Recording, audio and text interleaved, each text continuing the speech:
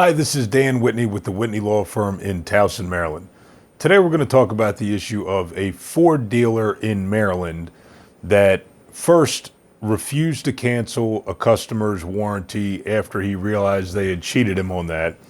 And then after he brought his case to our attention, we realized that they had charged him about $10,000 over the sticker price without any other sort of disclosure. And then we took his case and ended up getting all of his money back and then some. So my name's Dan Whitney. I'm an attorney in Maryland. I handle a variety of car dealer fraud cases. And today we're going to talk about a situation involving a Ford dealership selling a new Mustang Mach-E in 2021. So it all comes to pass when our client is looking for a 2021 Mustang Mach-E and they're hard to find. And then he gets a call from a dealership and they say, "Good news, Mr. Smith, come on in, we have the car here." So he comes in to look at the car and there's a window sticker and the MSRP is, I believe, $49,999, $49,635. And he says, "Okay, that sounds good." So he goes inside, they sit down with him, and it turns out that, yes, that is the sticker price, but they're asking for $20,000 over the sticker. And he says, $20,000 is too much, I don't want to pay that. And they go back and forth, and they end up getting him to agree to pay $10,000 over the sticker price. Now, the issue with that is, in Maryland, dealers are not allowed to sell cars. Well, they're not allowed to advertise the price of a vehicle without the intent to sell it at that price. And so our position is, when there's a advertised price on the car, which could just be the window sticker, or there's an advertised price online, that's the price that the dealer must honor, with the exception of tax, title and registration, a properly disclosed $500 dealer processing fee, and any sort of freight that's properly disclosed as well. So they did not disclose the price increase when they advertised the car, so it was our position that they had to give that back.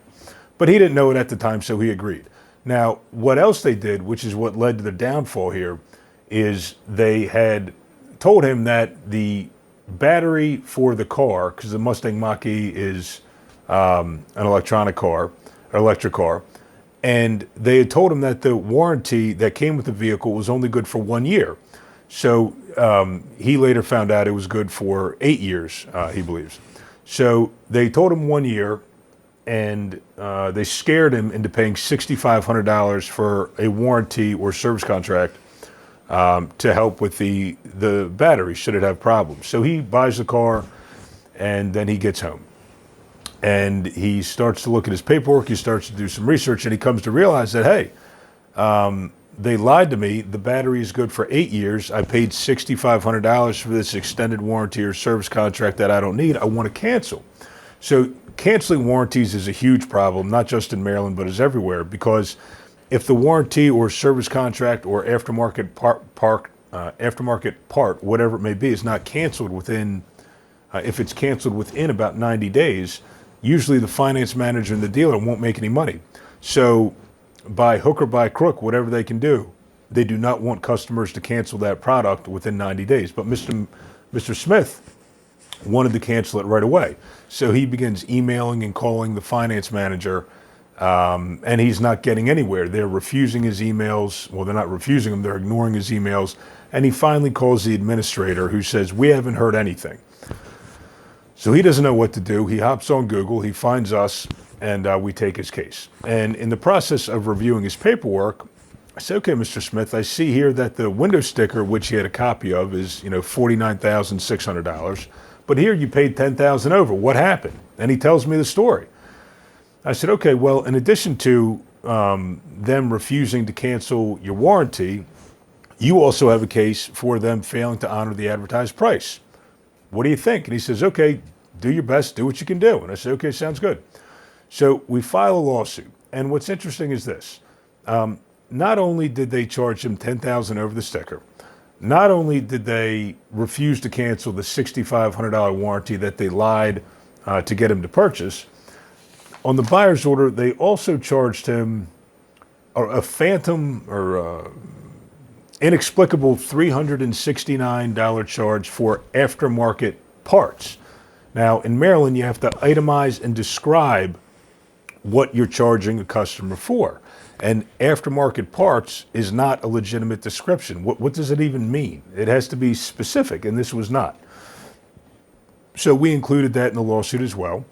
And then what was very interesting in the warranty, the $6,500 warranty, there was a provision in that contract that is not in every contract. And what the provision said is, if you give us notice and that you want to cancel, but we do not cancel this warranty, you get 10% every month of the balance beginning, I think it was 90 days after we get your first notice. So essentially there's contractual damages built in if the dealer refuses to cancel.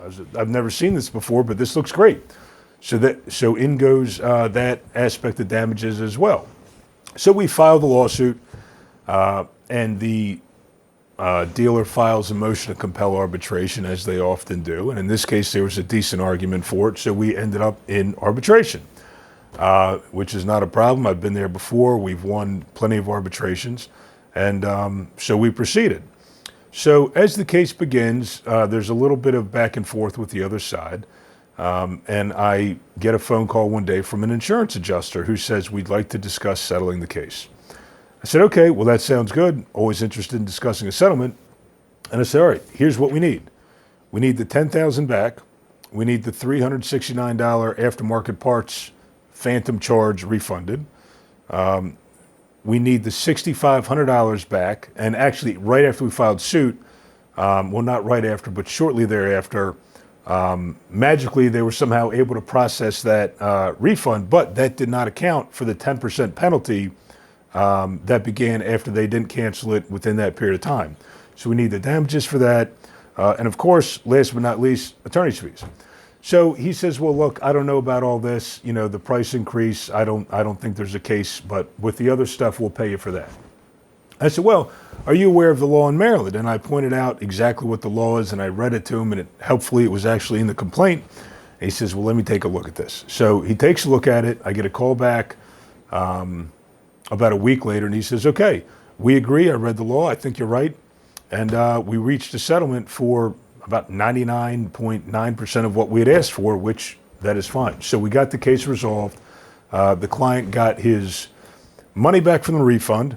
He got that 10% overage back. He got the charge for the phantom parts, got attorney's fees paid, and he did well. We got the case resolved. Now, what's interesting is that I think after I filed this case, I started doing some research, and I saw that Ford dealers, apparently Ford corporate was supposedly getting upset with these local franchise dealers all across the U.S. who were charging customers higher than the sticker price. And apparently Ford corporate did not find this to be a good practice, and I guess cracked down. So I guess these guys in Maryland didn't get the memo. They tried to do it anyway, but it didn't work out so well. They had to give the money back and then some because of the fees. So their net was a negative on this one. But the bottom line is this: if a dealer refuses to cancel your warranty, you have legal rights, and you should look at the contract carefully and see how are you going to cancel it.